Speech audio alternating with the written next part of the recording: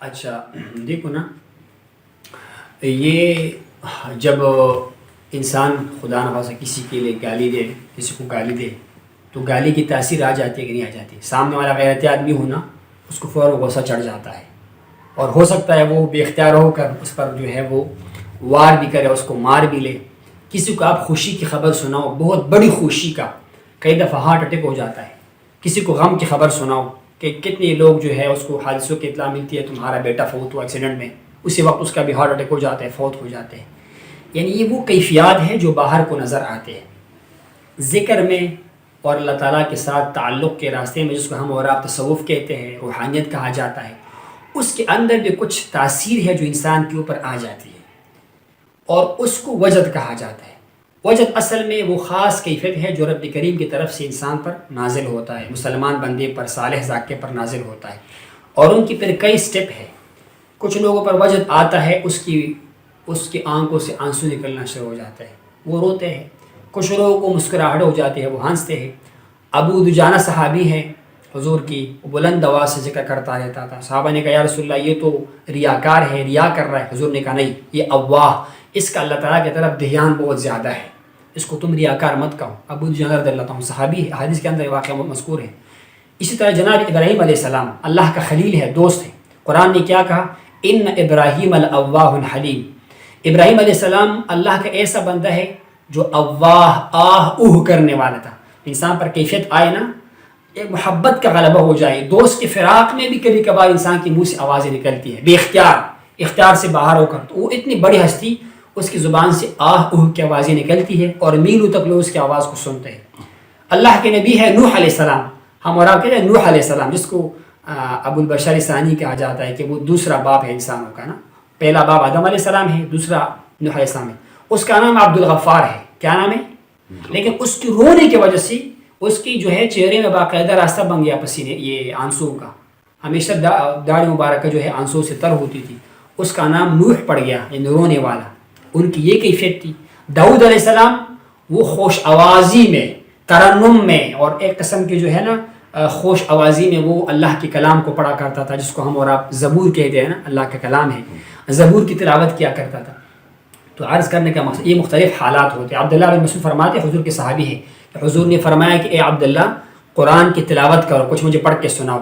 میں عرض کیا یا رسول اللہ، قرآن آپ پر نازل ہوا ہے اور آپ مجھ سے سننا چاہتے ہیں قرآن کو؟ تو حضور نے ارشاد فرمایا کہ ہاں، میری خواہش ہے کوئی مجھے پڑھ کے قرآن سنائے۔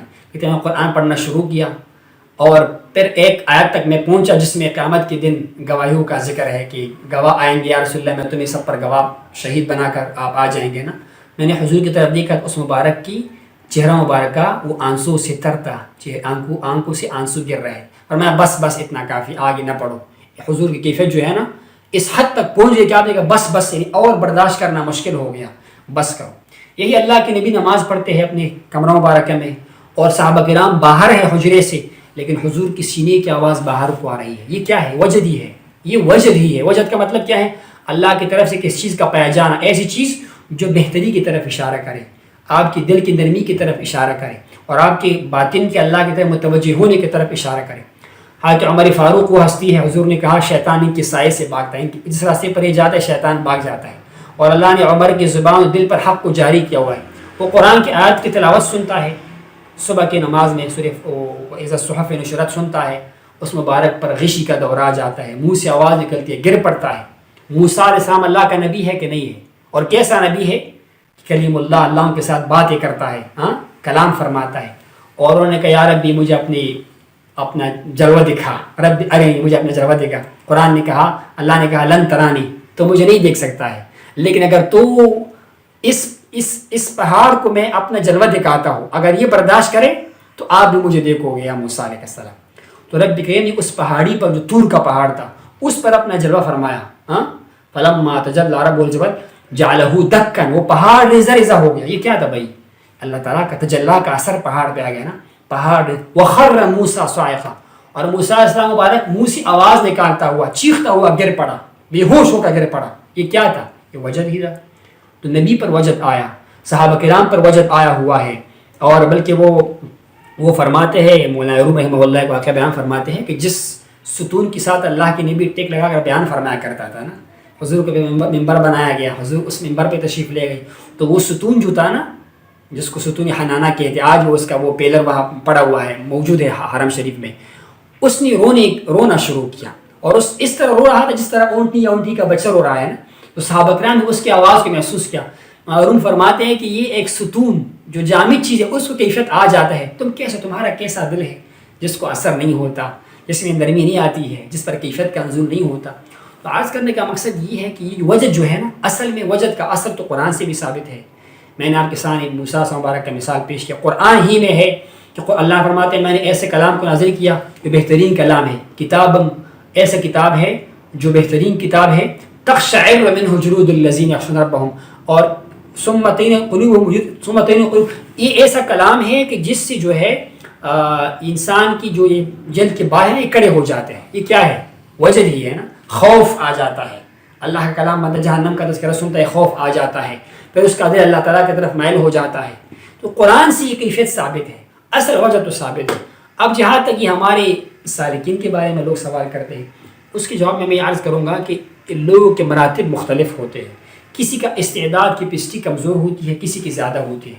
جس کی جتنی زیادہ مضبوط ہوگی اس کا باہر کو اثر کم نظر آئے گا. نہیں سمجھے آپ کو؟ ایک بندہ بہت کمزور دل کا مالک ہے، وہ ایک بچھو سے بھی ڈرے گا، مینڈک سے بھی ڈرے گا، چونٹی سے بھی ڈرے گا، اور کہ مضبوط آدمی ہوگا نا، اس کے سامنے اژدہا بھی آئے گا نا تو ڈرے گا نہیں، ہلے گا نہیں. اسی طرح سالکین، صوفیہ، مریدین جس کو کہتے ہیں نا، اس کے اندر بھی کیپیسٹی ہوتی ہے. کسی کا استعداد کمزور ہے، یا اگر استعداد کمزور ہے نہیں ہے لیکن پیر صاحب کی توجہ بہت تیز ہے، شیخ کی توجہ تیز ہے، وہ برداشت نہیں کر پاتا. اور یہ ایسی حقیقت ہے کہ جب تک بندہ خود نہ چکے اس کو سمجھ نہیں آتا. نہ کوئی پریکٹس ہے، نہ کوئی شعبہ بازی ہے، نہ کوئی مشق ہے. خالصتاً اللہ تبارک و تعالیٰ کے فیض کا مظہر ہوتا ہے، سالک کے دل پر ہوتا ہے، سالک پر کیفیت آتا ہے، سالک پر حالت آ جاتا ہے، اس میں کپڑے پھاڑتے ہیں. اور ایک مشہور بزرگ گزرا ہوا ہے، عالم دین بھی ہے، جناب شیخ عبدالغنی نابلسی رحمہ اللہ، حدیقت کے اندر فرماتے ہیں، کہتے ہیں جو وجد و تواجد ہے نا، یہ صوفیہ کرام کا آج کا طریقہ نہیں ہے، وہ خود آج سے تقریباً 500 سال پہلے گزرا ہوا ہے. کہتے ہیں پہلے صوفیہ کرام کا طریقہ رہا ہے، اس کے اندر وجد بھی ہوتا ہے، تواجد بھی ہوتا ہے، خود بھی اس کے پر کیفیت آتی ہے، سالکین پر بھی آتا ہے، اور یہ اللہ تعالیٰ کی طرف سے نور ہے، عنایت ہے، اثر ہے، توفیق ہے. کہتے ہیں اس کے کمال کیا ہے کہ یہ بندہ دین سے غافل نہیں ہوگا. اگر ایک بندے پر وجد آتا ہے، وہ نماز نہیں پڑھتا، تو سمجھو یہ شیطانی کام کر رہا ہے. ایک بندے پر وجد آتا ہے اور وہ غیبت کر رہا ہے، وہ حرام مال کر رہا ہے، سمجھو یہ جو ہے دکھلاوا کر رہا ہے، ریاکاری کا ہے. لیکن بندہ شریعت کی پابند ہے، نماز کے الحمدللہ ہمارے سلسلے میں تو آپ دیکھ رہے ہیں نماز کی پابندی ہے، شریعت کی پابندی ہے، سنت کی پابندی. ہم تو ایک چھوٹی سے چھوٹی سنت کو ترک کرنے کے بھی گوارا نہیں کرتا، الحمدللہ ثم الحمدللہ. تو پھر ہم یہ ریاکاری کیوں کریں؟ یہ اللہ تعالیٰ کی طرف سے فیض ہے، وجد ہے. اور اس پر تقریباً 214 کتابوں کے حوالے ہمارے پاس موجود ہیں. 214 کتابیں، ایسی کتابیں جو مستند کتابیں ہیں. صحابہ کرام کا وجد ہے، تابعین کا وجد ہے، تبع تابعین کا وجد ہے، مشائخ کرام کا وجد ہے. حضور غوث پاک کے محفل میں اس طرح کا وجد ہوتا تھا کہ ایک ایک محفل سے 70 جنازے اٹھتے تھے. لوگ چیختے، چلاتے، اٹھتے، گر پڑتے تھے، اور 70 جنازے اٹھتے تھے. بڑے بڑے بزرگان دین جس کو لوگ کہتے ہیں کہ تم ریاکاری کر رہے ہو، خواجہ قطب الدین بختاری کا رحمہ اللہ، وہ کس طرح فوت ہوا تو پتہ ہے آپ کو؟ اسی لیے فوت ہوا کہ اس نے ایک شعر پڑھا اللہ کی محبت کا، اور اس کے اوپر تاثیر آ گیا. 3 دن تک وہ مبارک وجد کے حالت میں رہا، اور اسی وجد کے حالت میں وہ اللہ تعالیٰ کو پیارا ہو گیا، فوت ہو گیا. اس میں لوگ فوت بھی ہو جاتے ہیں، لوگوں کے سر بھی پٹ جاتے ہیں. تو یہ ریاکاری نہیں ہے. ہاں اگر کوئی سیشو کے نام پر ریاکاری کر رہا ہے، یا وہ صرف مشق دکھلاوا کر رہا ہے، ہم اس کے مخالف ہیں. لیکن بشرطے کہ اس کی نیت خراب ہو. اگر نیت اچھی ہو تو دکھلائے میں بھی اللہ تعالیٰ کے سامنے دکھلائے میں بھی گناہ نہیں ہے. مثال میں نے پہلے پیش کر دیا، ایک بندے کو رونا نہیں آ رہا، وہ شکل دھونے والوں کی طرح بناتا ہے. ایک بندے کو دعا کرنے کا طریقہ بھی نہیں آتا، لیکن وہ دعا کرنے والوں کا نقل کرتا ہے. ایک بچے کو نماز پڑھنا نہیں آتا اور وہ بڑوں کا نقل کر کے نماز پڑھ لیتا ہے، اچھی بات ہے نا. ایک بندے پر کیفیت نہیں آتا، لیکن وہ مجلس میں بیٹھتا ہے کہ مجھ پر بھی یہ فیض آ جائے، میرا دل بھی نرم ہو جائے، میں بھی اللہ کے قریب ہو جاؤں، اور اپنے اوپر ایک قسم کا خول طاری کر لیتا ہے. نیت کیا ہوتا ہے؟ اللہ کے رضامندی. اس کو کہتے ہیں تواجد. کیا تواجد؟ یہ بھی کتابوں نے ثابت کیا ہوا ہے. لیکن جو اصل وجد ہے یہ قرآن سے ثابت ہے، حدیث سے ثابت ہے. ہمارے پاس اس پر درجنوں کیا سینکڑوں دلائل الحمدللہ ثم الحمدللہ. لیکن پھر میں دوبارہ عرض کرنا چاہوں گا کہ یہ اصل ہمارا سلسلہ نہیں ہے. اصل مقصد کیا ہے وجد وجود کا؟ اللہ تعالیٰ کا ذکر، غفلت کا دور ہونا، اللہ تعالیٰ کے قریب ہونا. وہ چیز مل گیا، چاہے باہر کچھ نظر آئے، آپ کو نظر نہ آئی، اس سے کوئی فرق نہیں پڑتا ہے. شکریہ جی.